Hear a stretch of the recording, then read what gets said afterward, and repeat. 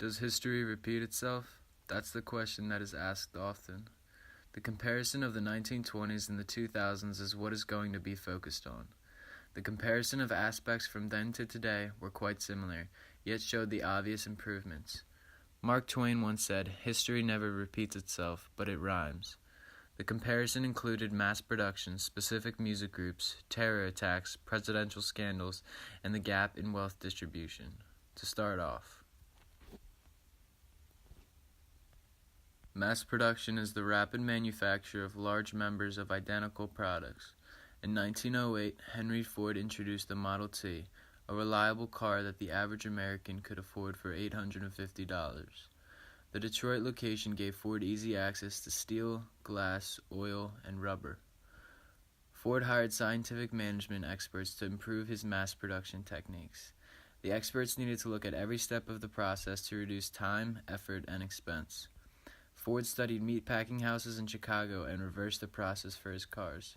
He put his cars on moving assembly lines, and at each step, a worker would add a new part to construct the vehicle. 2 years later, Ford reduced production time, going from 12 hours to just 90 minutes. The efficiency of the assembly line allowed Ford to also keep dropping the sale price, making vehicles more and more common among the people. For example, in 1916, the cars were $350. In 1919, 10% of families owned a car. In 1927, the cars were $290. In 1927, 56% of families owned one. In comparison to mass production in the 20s, Steve Jobs 11 years ago introduced the iPhone.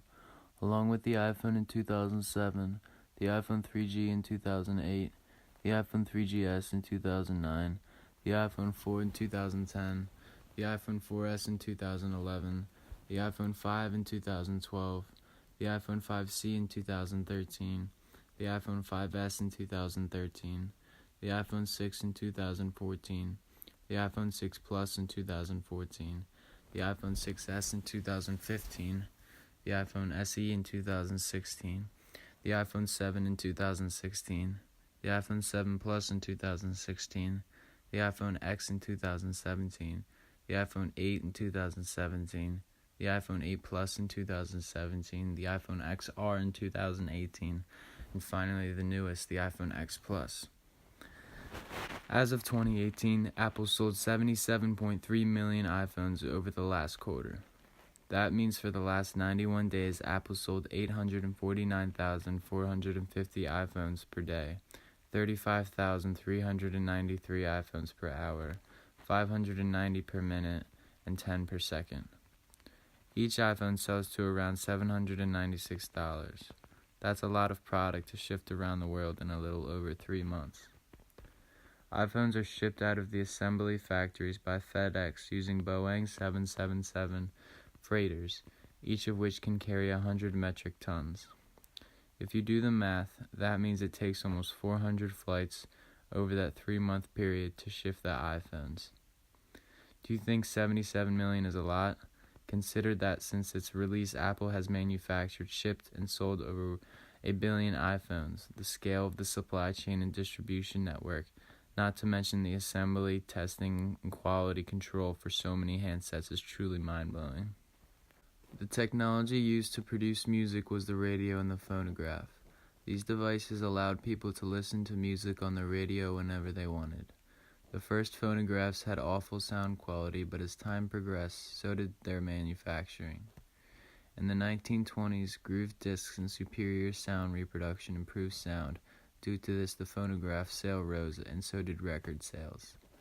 The way the phonograph affected music also changed music's effect on people, since it was easier to access now. People started dancing more and doing dances like the Charleston and the Foxtrot.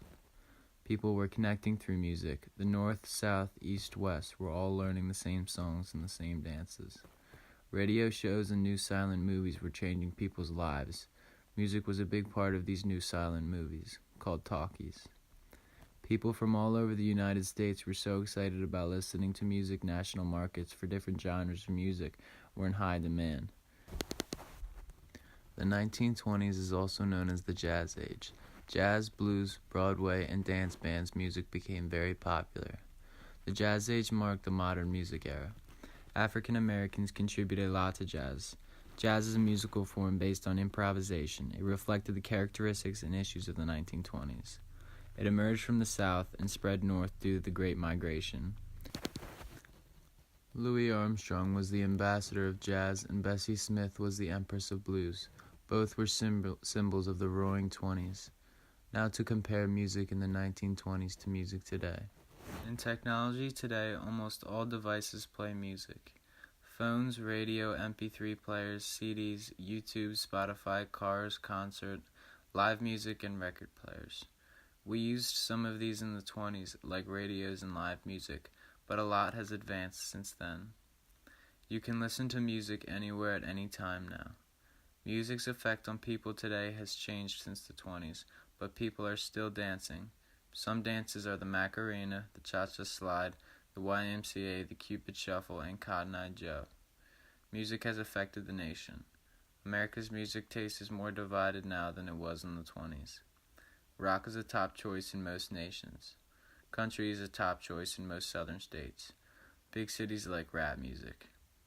Punk music is big on the West Coast. Indie music is big in California. Jazz music is most popular in Washington, Oregon, and New York. Music is a lot more spread out in more genres than having a main genre like in the jazz age. Jazz music today has changed drastically. Jazz music today is not as popular, but still alive and well. Today's jazz artists are basically going in one of three directions: traditional, contemporary, mainstream, and anything goes. Traditionalists are performing jazz mainly patterned on blues, swing, bebop, and hard bop. In other words, they exclude free jazz and fusion. Contemporary mainstream jazz artists are influenced mostly by hard bop sensibilities. Anything goes jazz artists will put all kinds of music into the pot and stir it up. Large jazz artists today include Roy Hargrove, Christian McBride, and Joshua Redman. Big bands are here to stay, not so much in the professional ranks, but in American schools. A famously known terror attack in the 20s was the Red Scare. Labor strikes across the United States following the end of World War I caused the Red Scare. Real revolutionary activity inside America gave substance to the scare. Authorities were discovering bombs being mailed to important industrialists and government officials. Suspected anarchists exploded bombs in cities across America, including one that killed about 40 people on Wall Street in 1920. Also, Palmer raids were happening. Police officers arrested thousands of people, some who were radicals and some who were simply immigrants. The government then deported hundreds of radicals or suspected radicals. In comparison to terror attacks in the 20s, as of October 2018, there have been a total of 307 mass shootings. Just to put to picture, there have been 331 days in 2018, so the shootings averaged to about one per day, and 17 of those were in Pennsylvania. Some major examples include, in 2012 at Sandy Hook Elementary School, reason was mental health issues. In 2012 in Newtown, Connecticut, reason was mental health issues. In 2007 in Blacksburg, Virginia, reason was mental health issues. In 2015 in San Bernardino, California, reason was terror after shooters were radicalized. In 2016 in Orlando, Florida, reason was hate crime. In 2017 in Sutherland Springs, Texas, reason was unknown. In 2017 in Las Vegas, Nevada, reason was unknown. One major presidential scandal in the 1920s occurred when Warren G. Harding was president in 1921 to 1923. It was known as the Teapot Dome Scandal. In 1921, Albert Fall arranged to transfer oil reserves in Teapot Dome, Wyoming, to the Interior Department. They were intended to be used for the Navy's use in times of emergency. Harding signed the transfer. Once Fall has gained control over the oil, he forgot about the needs of the Navy. He leased the properties to private oilmen in return for loans. Rumors of the deal led to Senate investigation, and then by 1924, the entire affair was revealed to the public. The oil reserves were then returned back to the government. Fall was sentenced to a year in prison, but all those accused of bribing him were acquitted. Harding himself never had any suspicions of the Teapot Dome scandal. He only thought his friends were up to no good. That was enough to keep him walking the floor nights.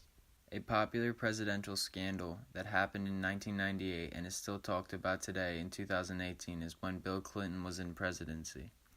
In November of 1995, Bill Clinton began an affair with the 22-year-old Monica Lewinsky. She had recently began an unpaid internship in the office of White House chief, then earned a paid internship in December. In April 1996, Lewinsky was moved to the Pentagon. Concerned she was spending too much time with the president, she confided in co-worker Linda Tripp about the affair in phone calls that Tripp secretly recorded. Tripp sent the recordings to Kenneth Starr. Kenneth Starr was investigating Clinton's alleged sexual harassment to Paula Jones. Clinton and Lewinsky denied their affair during the prosecution of the Jones case, which later became grounds for charge of perjury against the president. The House of Representatives impeached Clinton for perjury and obstruction of justice in December 1998. The Senate acquitted him in the ensuing trial, and Clinton served the remainder of his term.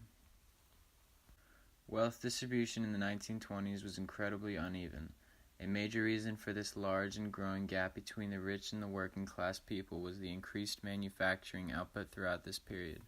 The nation's total realized income rose from $74.3 billion in 1923 to $89 billion in 1929. From 1923 to 1929, the average output per worker increased 32% in manufacturing. During that same period of time, wages for manufacturing jobs increased only 8%. In these 1920s, the economy began to boom. Wealth was at an all-time high for the first time in a while. People had money to waste. The stock market crashed in 1929. It was a great time to be rich and a good time to be middle class. Treasury Secretary Andrew Mellon, himself an extremely successful investment banker, lowered the top marginal income tax rate for the wealthiest Americans from 73% to just 25%. Since less than 1% of the American people owned any stock, those fabulous returns in the stock market directly benefited only the wealthy. The share of America's wealth controlled by the richest of the rich increased rapidly to perhaps the highest level in American history. Wages for urban workers increased by about 20% during the 1920s. Their wage gains were stretched even further due to the falling cost of wonderful new mass production goods that a generation earlier would have been affordable only to the very wealthy. Average wealth over the past 50 years has increased, but has not grown equal for all groups. Families near the bottom of the wealth distribution went to having no wealth on average to being about $1,000 in debt. Those in the middle class more than doubled their wealth. Families near the top of the wealth distribution saw their wealth increase at least fivefold, and all families above the 99th percentile grew wealthier sevenfold. Here are some reasons for rising wealth inequality. Income inequality can worsen wealth inequality because the income people have available to save and invest matters. Focusing on private income, families have increased about 90%. Families increased less than 10%. In conclusion, history repeats itself, yet has improved tremendously. Mass production, technology, and music, terror attacks, presidential scandals, and wealth inequality are all current in today's generations, yet have obviously changed, improved, and taken more and more steps to become the best it can be.